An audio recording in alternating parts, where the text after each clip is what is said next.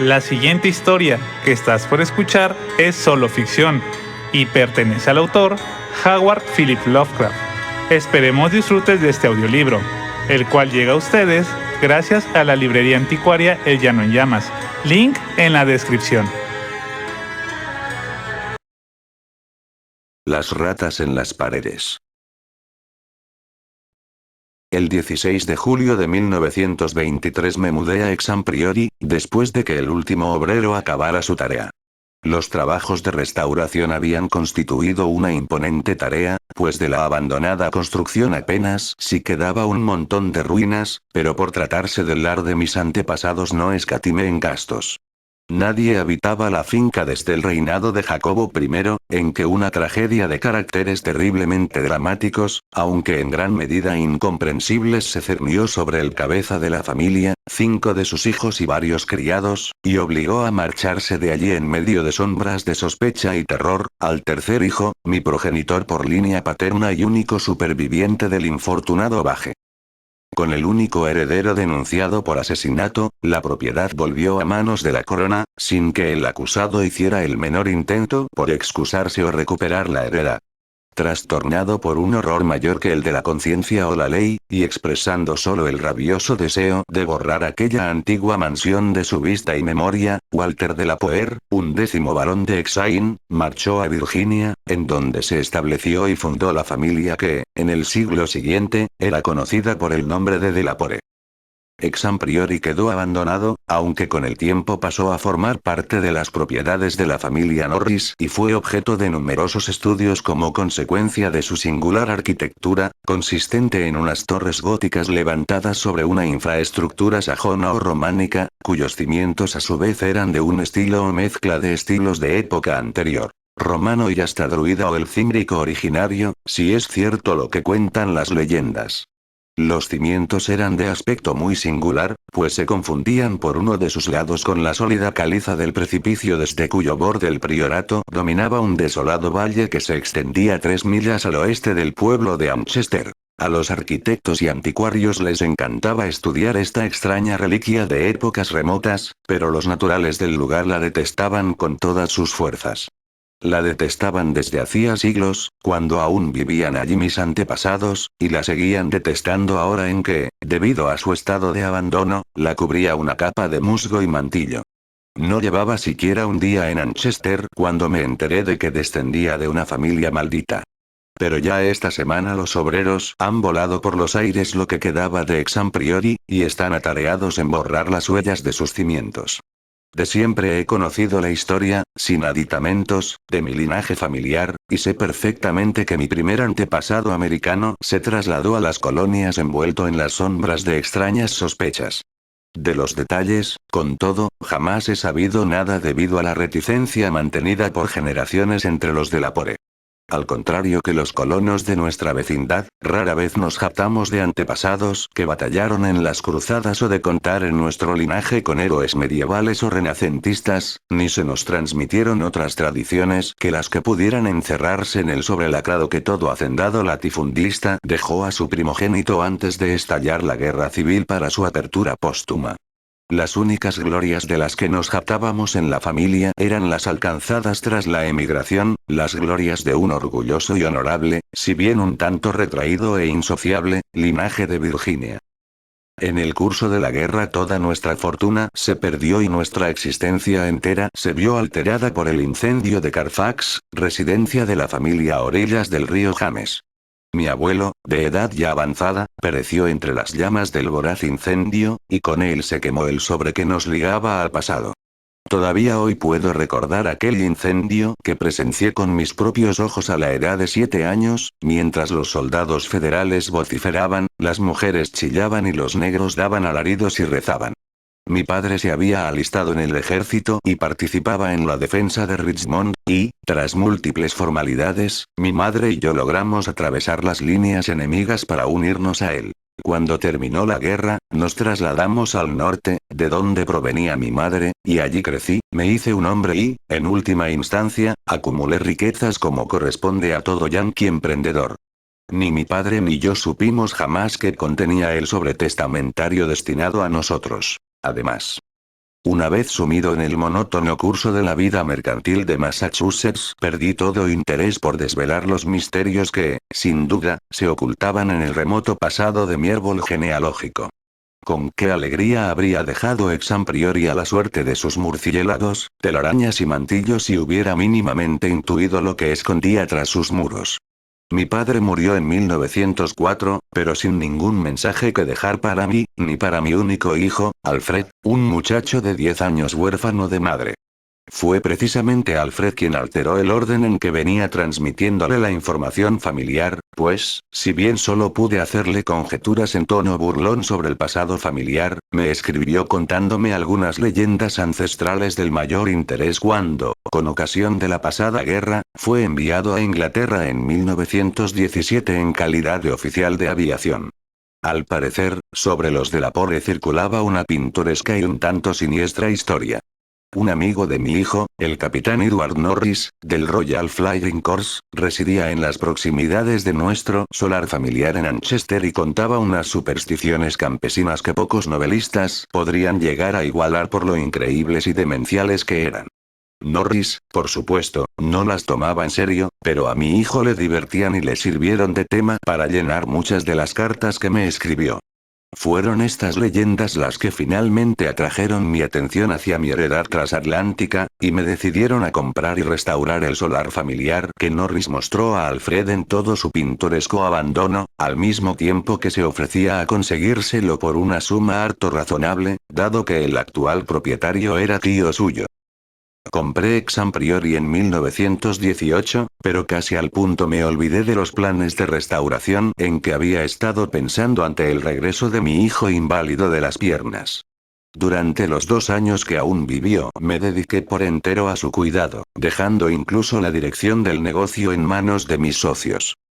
En 1921, sumido en la mayor desolación y sin saber qué hacer, apartado de toda actividad laboral y notando ya que la vejez se me venía encima, resolví distraer el resto de mis años ocupado en la nueva posesión. Llegué a Manchester un día de diciembre, hospedándome en casa del capitán Norris, un joven algo gordo y afable que estimaba mucho a mi hijo, y me ofreció su colaboración en la tarea de acopiar planos y anécdotas en los que inspirarse al emprender las obras de restauración. No sentía la menor emoción en presencia de ex priori, un revoltijo de abandonadas ruinas medievales cubiertas de líquenes y acribilladas de nidos de grajos, balanceándose amenazadoramente al borde de un enorme precipicio y sin el menor rastro de suelos o cualquier otro resto de interiores, salvo los muros de piedra de las separadas torres. Tras formarme poco a poco una idea de cómo debió ser el edificio cuando lo abandonaron mis antepasados 3 siglos atrás, me puse a contratar obreros para iniciar las tareas de reconstrucción. En todos los casos me vi obligado a buscarlos fuera de la localidad más próxima, pues los naturales de Manchester profesaban un miedo y una aversión decididamente increíbles hacia aquel lugar. La magnitud del sentimiento era tal que a veces llegaba a contagiar a los trabajadores que venían de otros lugares, siendo esta la causa de numerosas deserciones. Por lo demás, su alcance se extendía tanto al priorato como a la antigua familia propietaria del mismo. Ya me habla adelantado mi hijo que durante sus visitas al pueblo la gente se mostró un tanto reacia con él por ser un Delaware, y ahora, por idéntica razón, yo me sentía también sutilmente rechazar hasta que logré convencerles de que apenas sabía nada de mis antepasados. Y aún así los vecinos del lugar se mostraban huraños conmigo, por cuanto me vi obligado a recurrir a Norris para recopilar la mayoría de las tradiciones populares que aún seguían circulando sobre el lugar. Lo que aquellas gentes no podían perdonar era, al menos eso creía entender yo, que había venido a restaurar un símbolo que aborrecían con todas sus fuerzas. Pues, racionalmente o no, para ellos ex priori no era otra cosa que un nido de arpías y hombres lobo. Reuniendo todas las historias que Norris recogió para mí y completándolas con lo que habían dicho varios estudiosos que en su día examinaron las ruinas, deduje que ex priori se levantaba sobre el lugar ocupado en otro tiempo por un templo prehistórico. Una construcción druida, o incluso anterior a dicho período, que debió ser contemporánea de Stonehenge. Casi nadie duda de que allí se habían celebrado abominables ritos, y circulaban toda clase de espeluznantes historias sobre el paso de tales ritos al culto de Cibeles posteriormente introducido por los romanos. En el sótano podían aún verse inscripciones con letras tan inconfundibles como Diu, Ops, Magna Mat. Signo de la Magna Mater, cuyo tenebroso culto fue en vano prohibido a los ciudadanos romanos. Anchester había sido campamento de la Tercera Legión Augusta, tal como atestiguaban numerosos restos, y, según todos los indicios, el templo de Cibeles debió ser una imponente construcción abarrotada de fieles que concelebraban multitud de ceremonias presididos por un sacerdote frigio. Las historias añadían que la caída de la antigua religión no puso fin a las orgías que tenían lugar en el templo, sino que, muy al contrario, los sacerdotes se convirtieron a la nueva fe sin cambiar en lo fundamental sus creencias. Asimismo, se decía que los ritos no desaparecieron con la llegada de los romanos y que algunos sajones se sumaron a lo que quedaba del templo, dándole el perfil característico que habría de distinguirle con el tiempo, a la vez que hacían de él el centro de irradiación de un culto temido en la mitad del territorio al que se extendía la heptarquía. Hacia el año 1000 después de Cristo el lugar aparece mencionado en una crónica como un priorato, esencialmente construido a base de piedra, en el que se albergaba una poderosa y extraña orden monástica, y rodeado de grandes jardines que no precisaban de murallas para mantener alejado al atemorizado populacho. Jamás llegaron a destruirlo los daneses, si bien su suerte debió declinar radicalmente tras la conquista normanda, pues no hubo el menor impedimento para que Enrique III confiriera su propiedad a mi antepasado Gilbert de la Poer, primer barón de Hexham, en 1261. De mi familia no se conservan testimonios adversos antes de esa fecha, pero algo raro debió acontecer por entonces.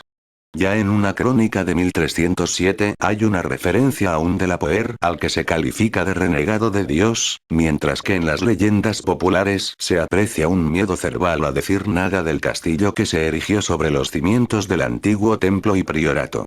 Los cuentos de viejas que corrían sobre el lugar eran de lo más espeluznantes, más terroríficos si cabe por la tenebrosa reticencia y sombrías evasivas de que hacían gala. En ellos se representaba a mis antepasados como un linaje de demonios junto a los que personajes de la talla de un Gilles de Retz o un Marqués de Sade no pasaban de meros aprendices, y se dejaba intuir veladamente su responsabilidad por las ocasionales desapariciones de aldeanos en el transcurso de varias generaciones. Los peores de toda la parentela, a tenor de lo que dice la tradición, fueron los varones y sus herederos directos. Al menos, la mayoría de las historias que circulaban se referían a ellos. Si un heredero mostraba inclinaciones más saludables, se decía en ellas, fallecía con toda seguridad de edad temprana y misteriosamente para dejar paso u otro descendiente más en consonancia con el apellido. Los de la Poer parecían profesar un culto propio, presidido por el cabeza de familia y a veces restringido a unos cuantos miembros de la misma. El temperamento más que el linaje era el fundamento de dicho culto, pues en él participaban también quienes ingresaban en la familia por razón de matrimonio. Lady Margaret Trevor de Cornualles, mujer de Godfrey, el hijo segundo del quinto barón, acabó por convertirse en uno de los fantasmas predilectos de los niños de todo el país y en diabólica heroína de un horripilante y antiguo romance que aún se oye en las proximidades de la frontera galesa. Conservada también en los romances, aunque no tan ilustrativa al respecto, merece citarse la espeluznante historia de Lady Mary de la Poer, que al poco de casarse con el barón de Shrewsfield murió asesinada a manos de este y de su madre, siendo posteriormente absueltos y bendecidos ambos criminales por el sacerdote al que confesaron aquello que no se atreverían a decir en público. Estos mitos y romances, característicos de la más descarnada superstición, me repelían en extremo. Su persistencia y su asociación a tan larga descendencia de mis antepasados, resultaban especialmente irritantes. En tanto que las acusaciones de hábitos monstruosos recordaban, de manera harto desagradable, el único escándalo conocido de mis inmediatos antepasados. Me refiero al caso de mi primo, el joven Randolph de la Pore de Carfax, que se fue a vivir con los negros y se hizo oficiante del rito vudú a su regreso de la Guerra de México. Bastante menos me inquietaban las historias que corrían sobre lamentos y aullidos en el valle desolado y barrido por el viento que se abría al pie del precipicio de caliza. Así como otras sobre los fétidos hedores que emanaban de las tumbas tras las primaverales lluvias, sobre el torpón y aullador objeto manco que el caballo de Sir John Clave pisó una noche en medio de un solitario campo, o sobre el criado que se había vuelto loco a causa de algo indefinible que vio en el priorato a plena luz del día. Todo ello no eran sino retazos de historias fantásticas que hablan arraigado en el vulgo, y por aquel entonces yo era un escéptico a carta cabal. Los relatos sobre aldeanos desaparecidos no debían desecharse del todo, aun cuando no eran especialmente significativos a la vista de las prácticas medievales. La voraz curiosidad significaba la muerte, y más de una cercenada cabeza se habla mostrado en público en los bastiones de los que, afortunadamente, ya no quedaba huella, que se levantaban en los aledaños de Exampriori. Algunas de las historias que corrían eran sumamente pintorescas, hasta el punto de hacerme sentir mal por no haber estudiado más mitología comparada en mi juventud. Así, por ejemplo, aún subsistía la creencia de que una legión de diablos con alas de vampiro se reunía todas las noches en el priorato para celebrar sus rituales aquelarres, legión cuyo mantenimiento alimenticio podía hallar explicación en la desproporcionada abundancia de verduras ordinarias cultivadas en aquellos enormes huertos.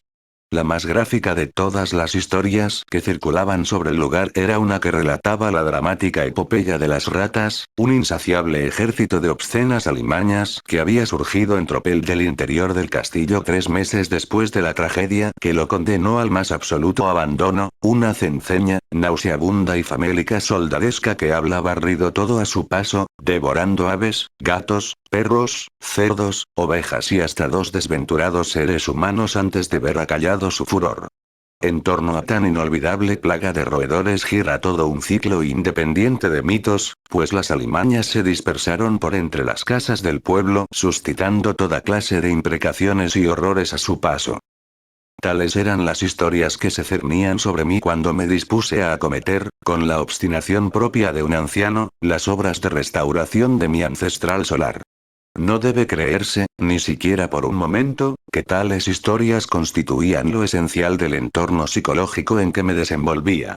Por otro lado, contaba con el apoyo decidido y constante del capitán Norris, y de los arqueólogos que me rodeaban y asistían en mi tarea. Una vez terminada la obra, algo más de 2 años después de iniciada, pude contemplar aquel conjunto de amplias habitaciones, revestidos muros, abovedados techos, ventanas con parteluces y anchas escaleras, con un orgullo que compensaba con creces los cuantiosos gastos que supuso la restauración. No había detalle medieval que no estuviera diestramente reproducido, y las partes nuevas armonizaban a la perfección con los muros y cimientos originales. El solar de mis antepasados estaba de nuevo en pie, y ahora solo me quedaba redimir la fama local de la línea familiar que terminaba en mí. Me quedaría a vivir allí permanentemente y demostraría a todos que un de la Poer, pues habla adoptado de nuevo la grafía original del apellido, no tenía por qué ser un ser diabólico. Mi confort se vio en parte aumentado por el hecho de que, aunque Exampriori estaba construido según los cánones medievales, su interior era absolutamente nuevo y se hallaba libre de vetustos fantasmas y nocivas alimañas. Como ya he dicho, me mudé a Exampriori el 16 de julio de 1923. Me hacían compañía en mi nueva residencia 7 criados y 9 gatos, animal este por el que siento una especial atracción. Mi gato más viejo, Nick Herman, tenía 7 años y vino conmigo desde Bolton, en Massachusetts. El resto de los gatos los había ido reuniendo mientras vivía con la familia del capitán Norris, en el curso de las obras de restauración del priorato. Durante 5 días nuestra rutina prosiguió en medio de la más absoluta calma, empleando la mayor parte del tiempo en la clasificación de antiguos documentos relativos a la familia. Disponía ya de unas cuantas descripciones muy detalladas de la tragedia final y la huida de Walter de la Poer, que supuse sería lo que encerraba el legado hereditario perdido en el incendio de Carfax. Al parecer, a mi antepasado se le acusó, con sobrada razón, de matar al resto de los moradores de la casa salvo 4 criados cómplices suyos mientras dormían, unas 2 semanas después de un sorprendente descubrimiento, que habría de alterar toda su forma de ser, pero que no debió desvelar más que a los criados que colaboraron con él en el asesinato y, seguidamente, huyeron lejos del alcance de la justicia. Esta degollina premeditada en total, un padre, 3 hermanos y 2 hermanas, fue en gran medida condonada por los aldeanos y con tal negligencia dictaminada por la justicia que su instigador pudo huir con todos los honores, sin sufrir el menor daño ni tener que disfrazarse a Virginia. El sentir general que circulaba por el pueblo era que había librado aquellas tierras de la maldición inmemorial que sobre ellas pesaba. Ni siquiera puedo conjeturar cuál fue el descubrimiento que llevó a mi antepasado a cometer tan abominable acción. Walter de la Poer debía conocer desde hacía tiempo las siniestras historias que se contaban sobre su familia, por lo que no creo que el motivo que desató todo proviniera de dicha fuente. ¿Presenciaría acaso algún antiguo y espeluznante rito, o se daría de bruces con algún tenebroso símbolo revelador en el priorato o en sus aledaños? En Inglaterra se le tenía por un joven tímido y de buenos modales. En Virginia, parecía más un ser de carácter atormentado y aprensivo que un tipo duro o amargado. De él se decía en el diario de otro aventurero de rancio abolengo, Francis Arley de Bellevue, que era un hombre sin par en lo tocante al sentido de la justicia, al honor y la discreción. Si llegaste hasta esta parte, gracias por ver el video. Apóyanos dejando un me gusta. Asimismo, si te gusta nuestro contenido, apóyanos con una suscripción para poderte traer nuevas creepypastas. Un fuerte abrazo desde la distancia.